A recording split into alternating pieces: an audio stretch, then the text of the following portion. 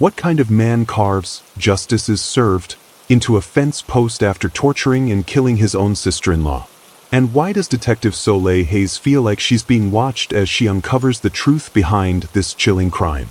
Hey, don't forget to like, comment your thoughts, please subscribe for more shocking crime stories, and hit the bell icon. The darkest truth are yet to come. The clock struck midnight as Detective Soleil Hayes sat alone in her dimly lit office, nursing a lukewarm cup of coffee. The phone rang, a shrill noise that shattered the silence. She picked it up hesitantly.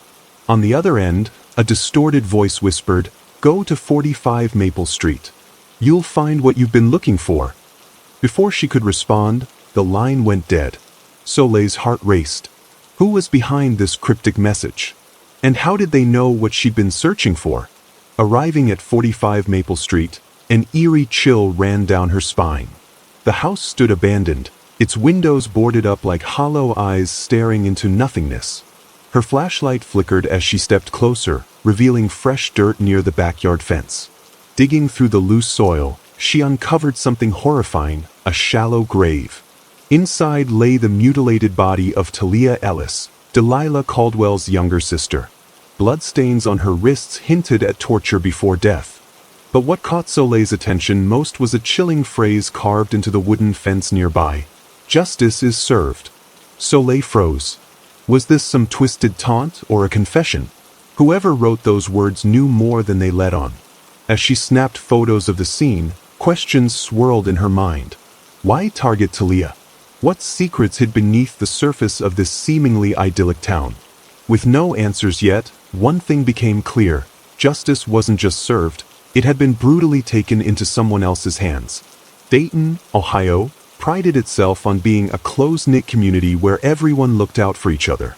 Yet, beneath its cheerful facade lurked shadows even longtime residents couldn't ignore. Detective Soleil Hayes, a sharp-witted investigator in her mid-30s, had grown up here. Known for her relentless pursuit of truth, Soleil carried scars, not just from past cases but from personal losses too. Her reputation made her both respected and feared among locals. Talia Ellis, the victim, was everything Dayton cherished: kind-hearted, generous, and deeply involved in helping others. As a kindergarten teacher, she inspired young minds while volunteering at shelters during her free time. Her sudden death sent shockwaves through the town. Everyone adored Talia, except perhaps Pastor Rain Caldwell, whose strained relationship with his wife, Delilah, had recently turned toxic. When Soleil learned about Talia's connection to Rain, alarm bells rang. Why would anyone harm such a beloved figure? What role did Rain play in all this? Dayton might have seemed peaceful, but Soleil knew better. Beneath its tranquil surface, dark currents flowed, currents that now threatened to pull everyone under. Pastor Rain Caldwell was once the golden boy of Dayton, a charismatic preacher whose sermons drew crowds from miles away. 5 years ago, he married Delilah Caldwell, a soft-spoken woman who complemented his fiery personality. For years, their marriage appeared perfect. Then came Mabel, their precious daughter, born 9 months ago. But joy quickly turned sour when Delilah filed for separation, citing Rain's controlling behavior and explosive temper. Enter Talia Ellis, Delilah's younger sister. To Rain, Talia symbolized betrayal incarnate. During their bitter custody battle, she sided fiercely with Delilah, testifying against him in court. Worse still, Judge Leonidas Lane awarded custody of Mabel to Talia, leaving Rain devastated. He seethed privately, blaming Talia for tearing apart his family. Rumors spread like wildfire. Some claimed Rain manipulated his congregation to spy on Talia. Others whispered about his late-night rants. Whatever the truth, one fact remained undeniable. Rain Caldwell hated Talia Ellis with every fiber of his being. In his twisted mind, she wasn't just an adversary, she was the enemy who stole everything he held dear. Rain's hatred for Talia didn't stop at anger. It festered into obsession. Every moment not spent preaching was devoted to tracking her movements. He installed hidden cameras outside her apartment, hacked her phone using software purchased online, and documented her daily routines in meticulous detail. By day, he donned the mask of a humble pastor. By night, he plotted revenge. His fixation grew darker. Notes scattered across his desk revealed his descent into madness. She thinks she can win? I'll make her regret ever crossing me. Friends noticed changes in Rain's demeanor, his once charismatic smile replaced by cold indifference. Even Delilah began avoiding him, sensing danger lurking beneath his polished exterior. Yet no one intervened. Rain's charm shielded him from suspicion, allowing his obsession to spiral unchecked. Each passing day brought him closer to snapping. And as Soleil dug deeper into Talia's murder, she couldn't shake the feeling that Rain Caldwell held the key to unlocking the mystery, but proving it would require navigating a labyrinth of lies, manipulation, and deceit. 4 weeks leading up to her death, Talia Ellis lived in constant fear. She confided in her best friend, Evie, about receiving threatening texts from Rain. "He keeps accusing me of ruining his life," Talia admitted, tears streaming down her face. "I didn't ask for any of this, I just wanted to protect Mabel." Despite filing a restraining order, Talia felt unsafe. She started carrying pepper spray everywhere and avoided walking alone after sunset. Still, she refused to leave Dayton. "If I go, who will take care of Mabel?" she told Evie. "I need to stay close, for Delilah's sake." Her paranoia intensified when strange things began happening around her home. Lights flickered inexplicably, and she swore she saw someone watching her from afar. Despite these warning signs, Talia tried maintaining normalcy, continuing her work as if nothing was wrong. Deep down, however, she knew Rain wouldn't stop until he destroyed her, or worse. As Soleil pieced together Talia's final days, she realized the victim hadn't just been targeted randomly. This was personal. Someone wanted Talia silenced permanently, and they succeeded. Rain Caldwell wielded his pulpit like a weapon, using sermons to manipulate his congregation subtly. Without naming names, he preached about those who meddle in families, and warned them of divine retribution. His tone dripped with venom, though cloaked in righteousness. Congregants listened intently, unaware they were pawns in Rain's twisted game. To them, he remained a moral authority, a man of God incapable of wrongdoing. Yet behind closed doors, his rhetoric grew increasingly unhinged. Sermon notes revealed phrases like, "expose the truth," and "punish the sinner." It was clear, Rain viewed Talia not merely as an enemy but as a force of evil deserving punishment. Meanwhile, Delilah distanced herself further, unable to reconcile the man she married with the monster he'd become. Rain's psychological warfare extended beyond Talia. It poisoned everyone around him. As Soleil delved deeper, she uncovered disturbing patterns linking Rain's sermons to escalating tensions within the community. Could his words have incited violence? Or worse? November 10th marked the day Rain Caldwell's world collapsed. Standing outside the courthouse, reporters shouted questions as he stormed past, ignoring their calls. Inside, Judge Leonidas Lane delivered the final blow. Custody of Mabel remained with Talia. Rain's face contorted with rage as he clenched his fists, muttering curses under his breath. That evening, he locked himself in his study, surrounded by photographs of Talia holding Mabel. Tears streamed down his cheeks as he stared at the images, consumed by grief and fury. Suddenly, his expression hardened. He grabbed a pen and scribbled furiously on a piece of paper, "She took everything from me, now I'll take everything from her." Something snapped inside Rain that night. No longer content with threats or manipulation, he resolved to act. Soleil later discovered this note among his belongings, realizing it marked the turning point, the moment Rain decided Talia's fate. What followed next would haunt Dayton forever.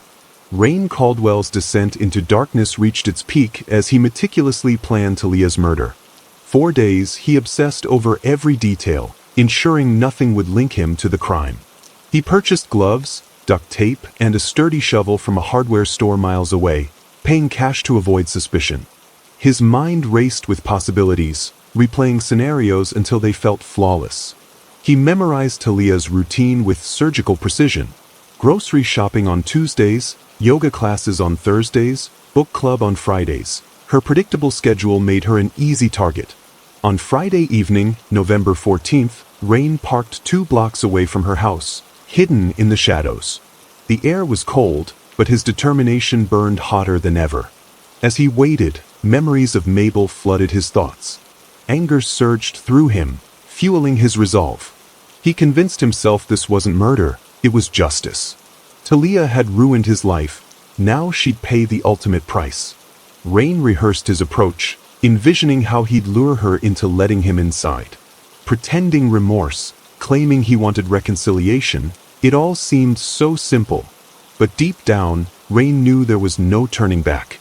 Once he crossed that line, he'd become someone unrecognizable even to himself. Still, hatred consumed him, drowning out any lingering doubts. As the streetlights flickered on, casting eerie glows across the neighborhood, Rain tightened his grip on the steering wheel. Tonight, he told himself, everything would change. At precisely 8:15 p.m., Talia pulled into her driveway after book club. Exhausted but content, she stepped out of her car, clutching her tote bag filled with novels. She didn't notice Rain lurking in the shadows until he called her name softly. Startled, she turned to see him standing there, looking disheveled yet oddly calm. "Talia," he said, voice trembling with feigned vulnerability, "I need to talk to you. Please." At first, Talia hesitated, gripping her pepper spray tightly. But something in Rain's demeanor, a mix of desperation and sorrow, made her lower her guard. Against her better judgment, she let him inside. Once the door closed behind them, Rain's facade crumbled. Accusations flew like daggers. "You think you're so righteous? Taking my daughter away?" Talia tried reasoning with him, but his rage spiraled out of control. Words turned to screams, and screams turned to violence. Rain lunged at her, overpowering her despite her frantic struggles. By the time it ended, Talia lay motionless on the floor, her life extinguished by the man who claimed to love her sister. Breathing heavily, Rain stared at what he'd done. Panic set in as reality hit him. He'd committed the unthinkable. Yet beneath the fear lingered a chilling sense of satisfaction. Justice, he thought, has been served. Panic gripped Rain as he gazed at Talia's lifeless body. Every second counted now. With trembling hands, he dragged her into the backyard, his mind racing to cover his tracks. Using a garden spade, he dug a shallow grave near the fence, each thrust of the blade echoing in the silent night. Sweat dripped from his brow as guilt and adrenaline warred within him. Once the grave was ready, Rain rolled Talia's body into it, careful not to leave additional evidence. He wiped down every surface inside the house, doorknobs, countertops, light switches, removing any trace of his presence. Gloved fingers ensured no fingerprints remained. Even the duct tape used during the attack was discarded far from the scene. Before leaving, Rain paused, staring at the fence post. Something primal stirred within him, a desire to justify his actions. Pulling out a pocket knife, he carved 4 chilling words into the wood: "Justice is served." To him, it wasn't an admission of guilt but a declaration of righteousness. Satisfied, he slipped back into the shadows, unaware that his twisted justification would soon haunt investigators. 2 days passed before anyone realized something was wrong. Talia hadn't shown up for work or responded to texts, alarming her coworkers. Concerned, they contacted authorities, who arrived at her home to investigate. Detective Soleil Hayes led the team, her instincts tingling as she surveyed the quiet street. In the backyard, officers unearthed the grim discovery: Talia's mutilated body buried in a shallow grave. Forensic analysis revealed she'd been strangled and sexually assaulted, a brutal crime that shocked even seasoned investigators. What chilled Soleil most, however, was the phrase carved into the fence post: "Justice is served." The message sent shivers through the community. This wasn't random violence, it was calculated, personal. Whoever killed Talia wanted the world to know why. As Soleil pieced together clues, one name kept surfacing: Pastor Rain Caldwell. His recent custody battle and volatile behavior made him a prime suspect. But proving his involvement wouldn't be easy. Whoever committed this crime was meticulous, leaving little room for error. Detective Soleil zeroed in on Rain Caldwell, whose erratic behavior raised red flags. Phone records placed his cell phone near Talia's house on the night of the murder. Security footage showed his car parked suspiciously close to her neighborhood, contradicting his alibi of praying at church. Yet Rain remained defiant, denying any involvement. When questioned, he portrayed himself as a grieving ex-brother-in-law devastated by Talia's death. "I loved her like family," he insisted, tears streaming down his face. But Soleil saw cracks in his performance, micro-expressions betraying anger and guilt. Interviews with congregants revealed unsettling details. Several recalled Rain preaching about divine punishment for those who meddle in families. Others noted his increasingly unstable demeanor following the custody loss. Delilah, too, admitted Rain had grown obsessive, blaming Talia for ruining his life. Despite mounting suspicions, concrete evidence eluded Soleil. Rain's charm shielded him from scrutiny, while his carefully constructed alibi held firm, for now. Yet Soleil sensed she was closing in. All it took was one slip-up, one overlooked detail, to unravel the web of lies he'd spun. Delilah Caldwell struggled to process the tragedy unfolding around her. Her sister's brutal murder left her reeling, grief threatening to consume her entirely. Memories of Talia's laughter haunted her waking moments, while nightmares replayed the horrific details of her death. Yet amidst the pain, doubt crept in. Had she truly known Rain? Their marriage had been tumultuous, marked by his controlling nature and explosive temper. After losing custody of Mabel, their relationship deteriorated further. Delilah remembered Rain's accusations, his fixation on Talia as the root of all his problems. Had she missed warning signs? Could she have prevented this nightmare? Meanwhile, baby Mabel remained oblivious, cared for under strict supervision. Delilah clung to her daughter, finding solace in Mabel's innocence. But guilt gnawed at her. Had she enabled Rain's toxic behavior? Was she complicit in some way? These questions weighed heavily, tearing her apart emotionally. As detectives probed deeper, Delilah found herself caught between loyalty to her late sister and fear of confronting the truth about the man she once loved. The breakthrough came when forensics uncovered DNA under Talia's fingernails, a match to Rain Caldwell. Dirt samples taken from Talia's backyard were analyzed, revealing traces identical to soil found in the treads of Rain's boots. Investigators also recovered deleted text messages where Rain threatened Talia, accusing her of destroying his family. Each piece of evidence painted a damning picture. Rain's alibi crumbled under scrutiny. Witnesses confirmed he hadn't attended church that night. Instead, security footage showed him pacing nervously outside Talia's house. The carved message, "Justice is served," took on new meaning, exposing Rain's twisted justification for murder. Soleil assembled the case meticulously, connecting dots others might overlook. Rain's psychological manipulation, obsession, and violent tendencies formed a clear motive. Yet despite overwhelming proof, Soleil knew prosecuting him wouldn't be easy. Rain still commanded loyalty among his congregation, many refusing to believe he could commit such atrocities. As charges were filed, Soleil braced herself for the fight ahead. Justice demanded answers, and she intended to deliver them no matter the cost. The weight of his actions crushed Rain Caldwell, driving him deeper into madness. Once a charismatic pastor commanding admiration, he now resembled a shadow of his former self. Rain stopped attending church services, abandoning the pulpit that once defined him. Isolation became his refuge as he drowned in guilt and paranoia, turning to alcohol to silence the demons haunting him. Nightmares plagued him relentlessly. Talia's screams echoed in his ears, her pleading eyes staring accusingly at him. He relived the moment her life slipped away, feeling the ghostly weight of her body against his hands. The phrase, "justice is served," taunted him, twisting from justification into condemnation. Hallucinations grew worse. Imaginary voices whispered accusations, calling him a sinner unworthy of redemption. Friends tried reaching out, but Rain pushed them away, consumed by shame and fear. His behavior alarmed even those closest to him. Neighbors reported hearing muffled cries late at night, while others spotted him wandering aimlessly through empty streets, muttering incomprehensible prayers. As pressure mounted, Rain's grip on reality loosened further. He alternated between rage-filled rants about Talia's betrayal and tearful confessions of regret.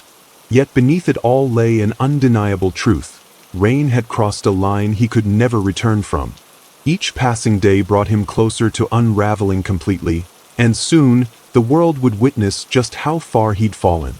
On November 20th, Detective Soleil Hayes led officers to Rain's home for his arrest. Handcuffs clicked around his wrists as he protested vehemently, claiming innocence. At the station, Rain maintained his composure during initial questioning, denying any involvement in Talia's murder. "I didn't kill her," he insisted, voice trembling yet defiant. But when Soleil presented irrefutable evidence, DNA under Talia's nails, dirt matching his boots, deleted texts, his facade shattered. Tears streamed down his face as he confessed, though not fully. Rain admitted killing Talia but framed it as self-defense, claiming she attacked him first. "She came at me, I had no choice," he cried, desperation etched across his features. Forensic findings contradicted his story. Strangulation marks and signs of sexual assault proved this wasn't a spontaneous act, it was premeditated brutality. Despite his attempts to manipulate the narrative, Rain's admissions sealed his fate. As detectives processed his confession, one thing became clear: justice might finally be within reach. But proving premeditation would require navigating a labyrinth of lies Rain had spent weeks constructing. The trial captivated Dayton, Ohio, drawing crowds eager to witness the downfall of Pastor Rain Caldwell. Prosecutors painted a chilling portrait of a man driven by jealousy, revenge, and obsession. They presented evidence linking Rain to Talia's murder, emphasizing his volatile behavior and fixation on control. Witnesses testified about his abusive tendencies, painting him as a manipulative predator hiding behind piety. Defense lawyers countered by highlighting gaps in the prosecution's case. "There are no direct eyewitnesses," they argued, suggesting someone else could have framed Rain. They questioned the reliability of forensic evidence, attempting to cast doubt on its validity. Meanwhile, Rain sat stoically beside his attorney, occasionally glancing toward the gallery where Delilah Caldwell watched silently, clutchingly baby Mabel close. Public opinion shifted dramatically as details emerged. Rain's congregation disbanded, disillusioned by revelations of his dark side. Residents whispered about the danger lurking beneath his polished exterior. For many, the trial wasn't just about seeking justice. It was about confronting the uncomfortable truths hidden in plain sight. As proceedings unfolded, tension filled the courtroom, each testimony bringing Dayton closer to closure or chaos. Key testimonies revealed the depth of Rain's depravity. Delilah Caldwell took the stand, describing how Rain manipulated her emotionally and financially throughout their marriage. Her voice cracked as she recounted his explosive temper and controlling nature, leaving jurors visibly shaken. Judge Leonidas Lane followed, denying allegations of bias in the custody ruling. He explained the decision was based solely on what was best for baby Mabel, refuting Rain's claims of conspiracy. Forensic experts then confirmed Rain's DNA found under Talia's fingernails and soil samples matching his boots. Photos of the crime scene, including the chilling message carved into the fence post, further solidified the prosecution's case. Each revelation chipped away at Rain's credibility. Public sentiment turned decisively against him, with residents expressing outrage over his calculated brutality. Even some former congregants testified, admitting they'd suspected something sinister long before Talia's death. As the trial progressed, Rain's defense faltered, unable to counter overwhelming evidence. By the end, it seemed inevitable justice would prevail. But whether Rain would face accountability for his full crimes remained uncertain.